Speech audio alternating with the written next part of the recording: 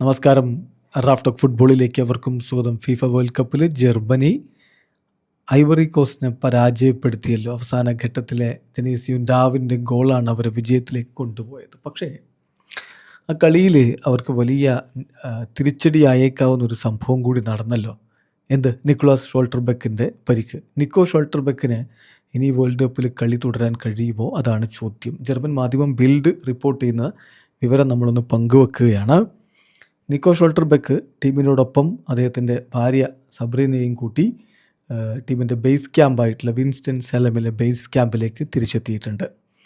അദ്ദേഹം ടൂർണമെൻറ്റിൽ തുടരുമോ ഇല്ലയോ എന്നുള്ളത് ഇന്ന് MRI സ്കാനൊക്കെ നടത്തിയതിന് ശേഷം മാത്രമേ തീരുമാനിക്കുകയുള്ളൂ. ഷോൾട്ടർബെക്കിൻ്റെ ആംഗിൾ ടെസ്റ്റ് ചെയ്തു കളിയുടെ 13 മിനിറ്റുകൾക്ക് ശേഷം. പക്ഷേ പെയിൻ കില്ലർ വെച്ചുകൊണ്ട് അദ്ദേഹം ഹാഫ് ടൈം വരെ കളി തുടർന്നു. അതിനുശേഷം അദ്ദേഹം സബ്സ്റ്റിറ്റ്യൂട്ട് ചെയ്യാൻ വേണ്ടി ആവശ്യപ്പെടുകയായിരുന്നു. പരിക്ക് അത്ര മൈനറല്ല, അത്ര ചെറിയ പരിക്കല്ല എന്നാണ് ലഭ്യമാവുന്ന വിവരമെന്ന് ബിൽഡ് റിപ്പോർട്ട് ചെയ്യുന്നു. അതോടൊപ്പം തന്നെ ഈ വിഷയത്തിലിപ്പോൾ പ്രതികരിച്ചിട്ടുണ്ട് അവരുടെ കോച്ച് ഹുലിയൻ നെഗൽസ്മൻ നൽകുന്ന വിവരമനുസരിച്ച് കാര്യങ്ങൾ അത്ര സിമ്പിളല്ല.